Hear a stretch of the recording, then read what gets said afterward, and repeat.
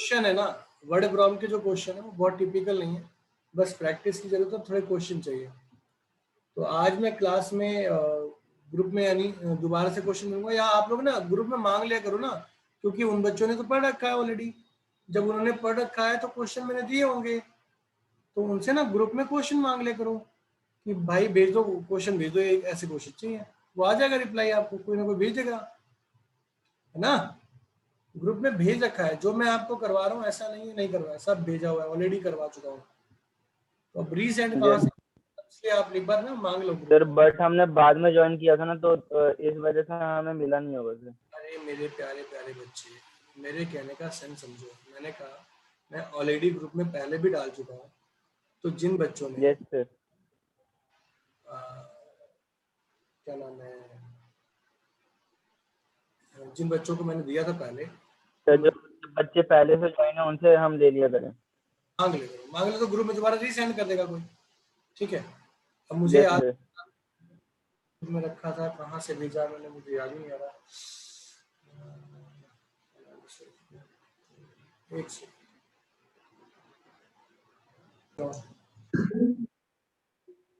करिए, जिनके भी स्टार्ट हो गए, मतलब अरेंज हो गया। यह है क्वेश्चन,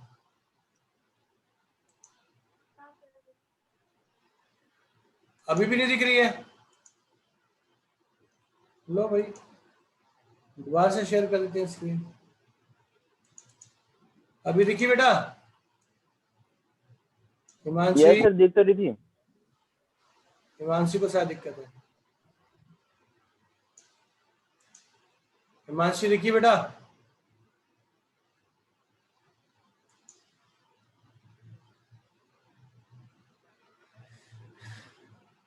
भाई मेरी तरफ से तो कोई दिक्कत नहीं लग रही है।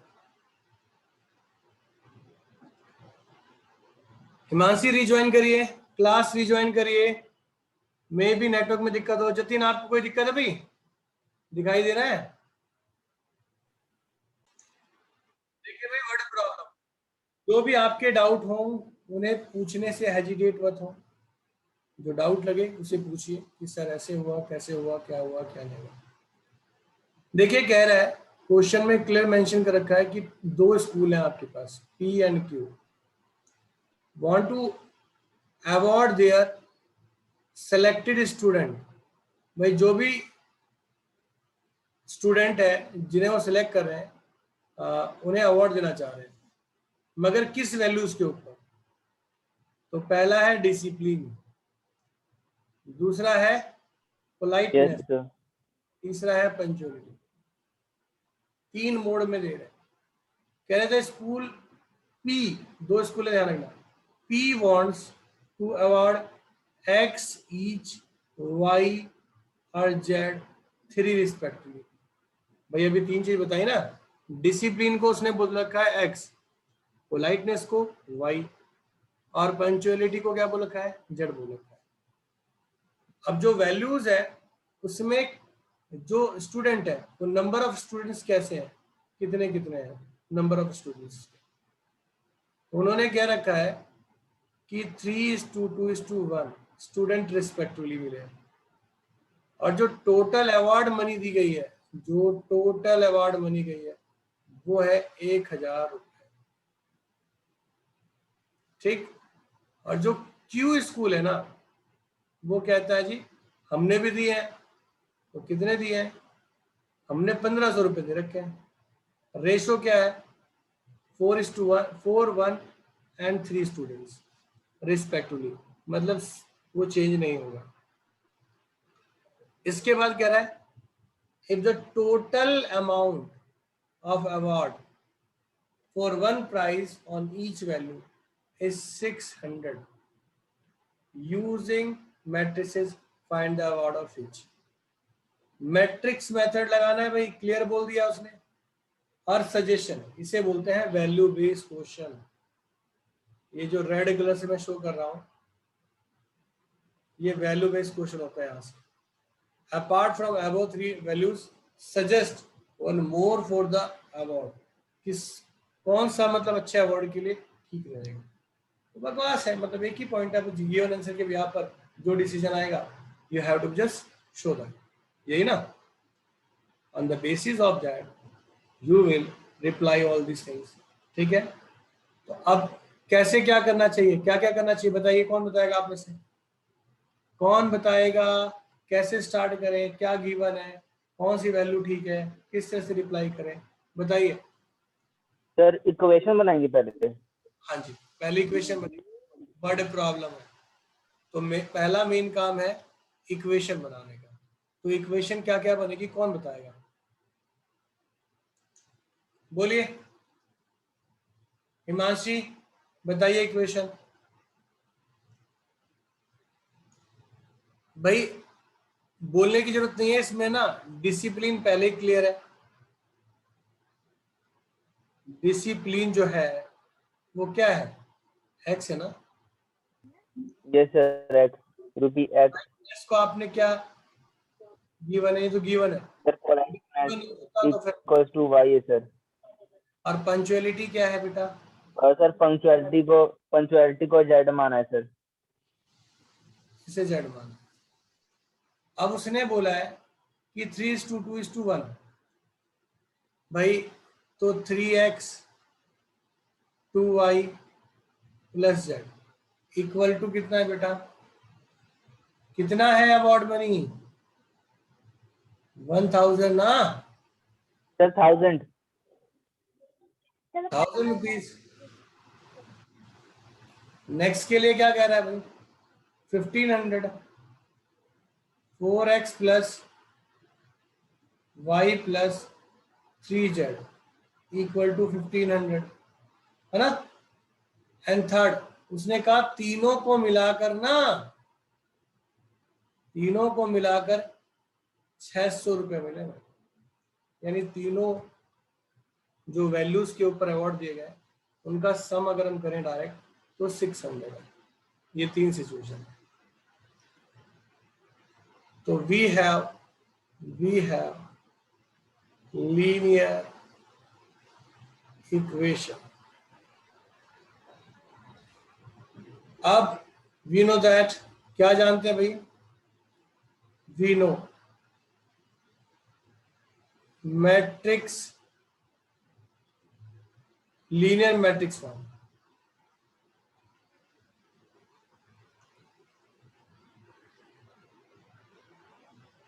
Linear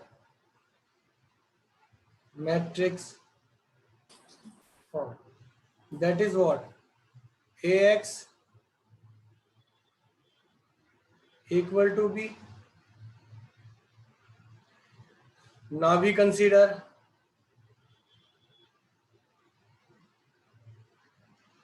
a is what, 3 2 1 4 1 3 1 1 1। X equals to be कैसे आया सर? हाँ बेटा,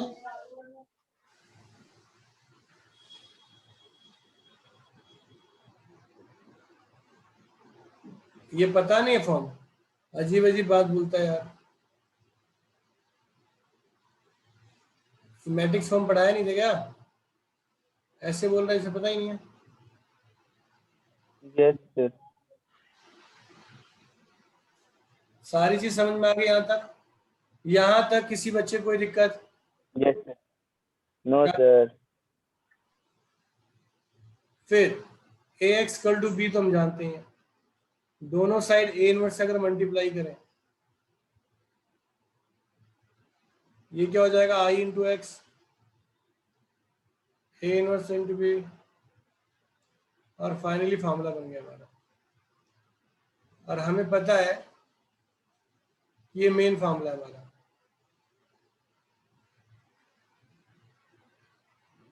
ठीक, यहां मेंशन करना चाहो तो मेंशन कर देना कि a इनवर्स इंटू ए या a इंटू ए इनवर्स क्या होता है, आई होता है। और क्या मेंशन करना चाहोगे, i इंटू ए इंटू आई, और i इंटू ए क्या होता है, a होता है। अब मैंने क्या बोला था, फटाफट डिटरमिनेंट निकालो यहाँ पर। तो डिटरमिनेंट क्या होगा, कैसे निकालोगे, 2 1 - 3 -2, 4 - 3, 1, 4 - 1। आइयो बताने की शायद जरूरत नहीं है, जल्दी बोलो, बताने की जरूरत है क्या? No sir. No sir. -4 -2 12, तो 6 आ गया। अब एडजॉइंट ऑफ ए करें। मैंने क्या क्या सिखाया था? Plus minus plus yes minus sir. Plus minus plus minus plus. यहाँ ट्रांसपोज लगाओ, 3 वैल्यू कॉपी कर लो, 1, 2 और 3। -2, 1, 3, 3 वैल्यू कॉपी कर ली, 6 वैल्यू ऊपर से निकाल लेना है। भाई अगर मैं 4 इस वाले प्लेस के लिए काम करता हूँ तो 4 - 1 1 हो गया। सेकेंड प्लेस के लिए मैं काम करता हूँ, मतलब इसके लिए काम करता हूँ, तो 3 - 1 2 हो गया। नेक्स्ट प्लेस के लिए काम करता हूँ इसके लिए, तो 3 - 2 हो गया, ये 1 हो गया। अगले प्लेस के लिए काम करता हूँ इसके लिए, तो 6 - 1 5 हो गया। अगला 1, 9 - 4 5, और नेक्स्ट के लिए 3 - 8, तो 3 - 8 कितना होता है? -5। अब मैंने एक चीज और बताई थी, मैंने कहा था यहाँ पर कहीं ना, इससे पहले यहाँ जो स्पेस होगा उस स्पेस में डिटरमिनेंट एडजॉइंट खुद लिख लेना, नहीं एक्सप्लेन करोगे मार्क्स काट लेंगे। चाहिए एक चीज करना, सारी चीजें नहीं लिखनी, एक बार लिख देना। एडजॉइंट ऑफ ए कितना आ गया? -2 - 1 3, -1 2 - 1 5 - 5 5। भाई ए इनवर्स क्या होता है? 1/6, -2 - 1 5, -1 2 - 5 और 3 - 1 5। ठीक, x की वैल्यू क्या होगी भाई? x y z equal to a inverse into b। -2 - 1 5, -1 2 -5, 3 - 1 5, तो 1000, 1500, 600। अब करो मल्टीप्लाई इसके साथ।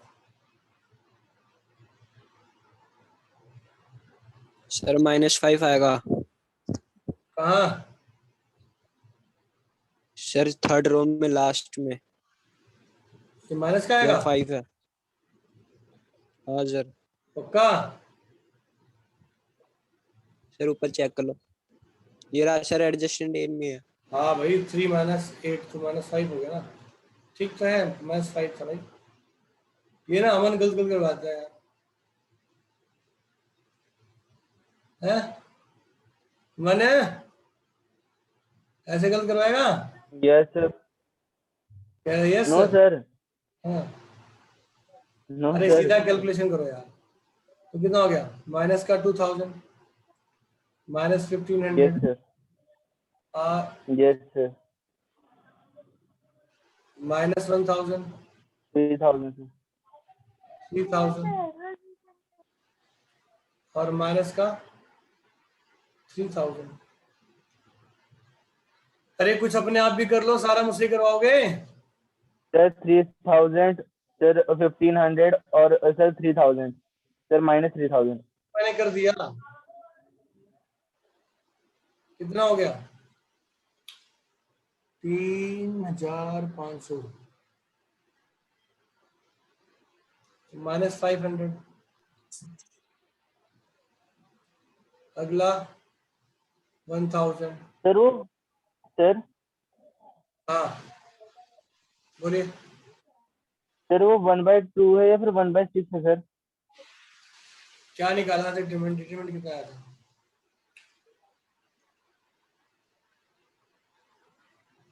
प्लस का 6 आ रहा है ना? Yes sir. Yes sir. Yes sir. Value निकालो भाई, कितनी वैल्यू होगी?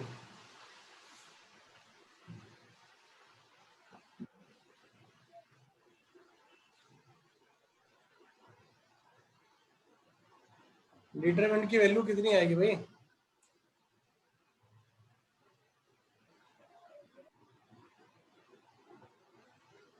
मुझे लग रहा है मैंने गलत निकाली है, वैल्यू गलत आ रही है।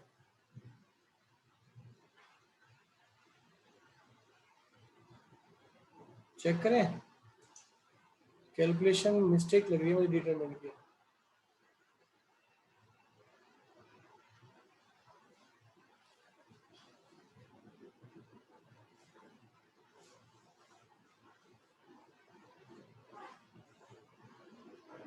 One minus three is okay.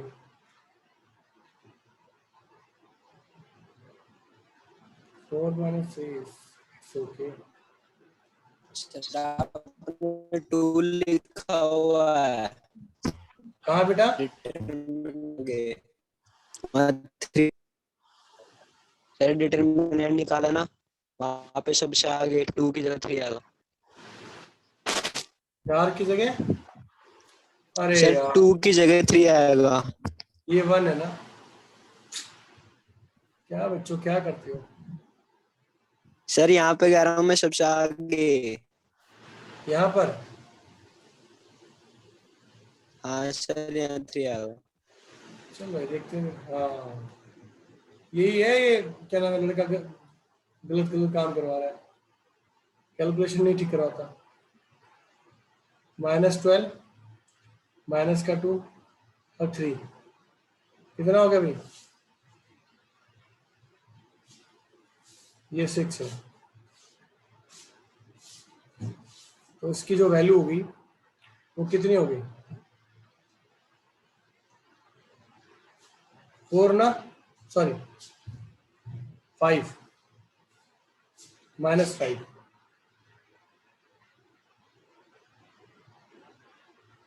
Okay, अगर ये 5 हो गया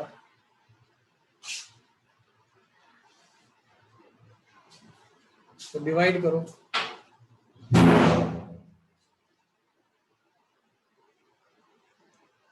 ये कितना हो गया? 100, 200, 300।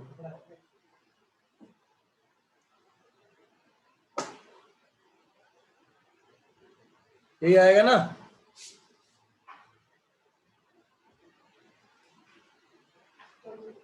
अरे यही आएगा ना हिमांशी? यस कौन सर। से अवार्ड के लिए बच्चों को मेहनत करनी चाहिए? अवार्ड, कौन से अवार्ड के लिए बच्चों को मेहनत करनी चाहिए बताओ? सर लास्ट वाले के लिए लास्ट वाला कौन सा है? 300। पंचुअलिटी ना? Yes sir. इस क्वेश्चन को ऐसे भी कर सकते हो आप, x से किया, y से मल्टीप्लाई किया, z से भी किया, ठीक। अब अगर ऐसा करते हो तो ये x², ये xyz हो गया, ये y² xyz, ये z² xyz। अब यहां से बाहर निकाल लो।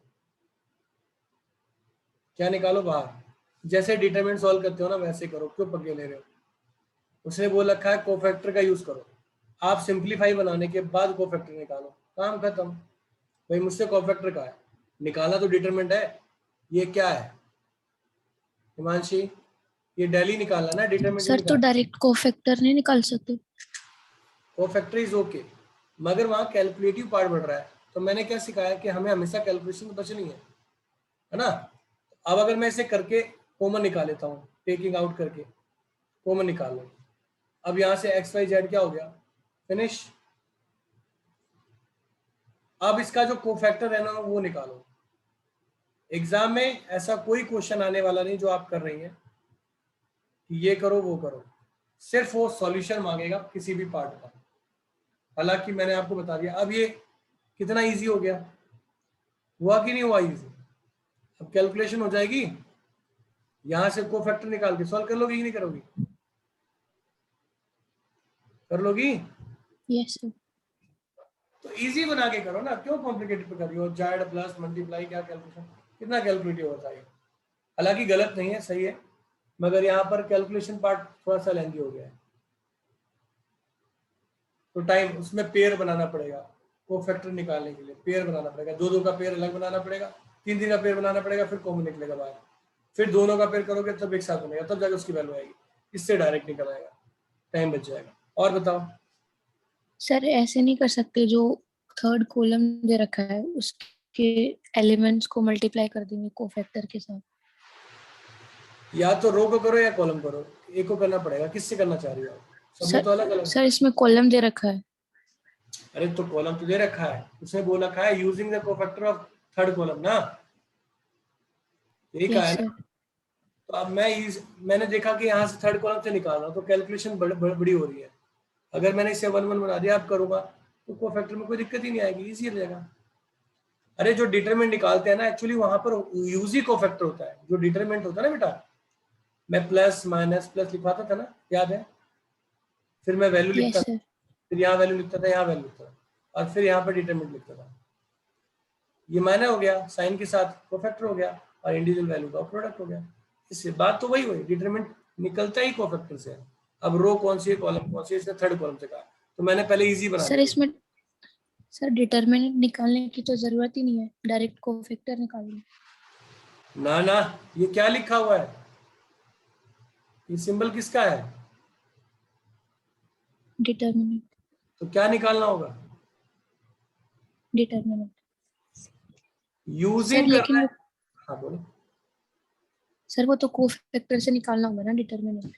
अरे मेरा मेरा बच्चा, मुझे ये बात समझ, डिटरमिनेंट जो निकालती है, जब मैं डिटेल निकालता था क्या कर रखा था, A11 A12 A13 ये लिखवाता था, यहाँ प्लस, यस यहाँ सर। माइनस, यहाँ प्लस, यही करवाता था। फिर क्या कहता था, सबका डिटरमिनेंट निकालता था। ये साइन और ये मिलकर क्या कहलाता है, वो फैक्टरी कहलाते हैं ना। Yes sir. हाँ? तो वो क्या कहना चाह रहा है, वो कह रहा है इसका यूज करो और ये निकालो। तो जो कोफैक्टर थे वो इसके साथ यूज होकर क्या डिफाइन करेंगे, डिटरमिनेंट ना। डिटरमिनेंट। मतलब डिटरमिनेंट निकालने के लिए जो हम वैल्यूज उसके साथ प्रोडक्ट करते थे ना, हर उसके साथ, वो एक्चुअल कोफैक्टर ही थे। आपने नोटिस नहीं किया, आपने नोटिस नहीं किया कि मैंने यहाँ पर जो लिखा 3 वैल्यू कॉपी करी, ये वैल्यू डायरेक्ट कॉपी नहीं करी, क्यों करी? कोफैक्टर बनाया ना, तो डायरेक्ट क्यों कॉपी किया? क्योंकि कोफैक्टर ही होता है। ठीक है। Okay sir. और मैंने इसको इजी बना दिया, मैंने कहा देखा यार कैलकुलेशन आपका बहुत लंबा है, इतना कैलकुलेशन लंबा कौन करेगा, इसलिए मैंने इसको सिंपल बना दिया, अब कर लूंगा। गलत तो है नहीं प्रॉपर्टी। और पेपर में ऐसा कोई क्वेश्चन नहीं आने वाला जो ऐसे क्वेश्चन पूछे, उसमें तो जी वैल्यू चाहिए सिर्फ, इतना ही मतलब। ठीक, तो कंफ्यूज होने की जरूरत नहीं है।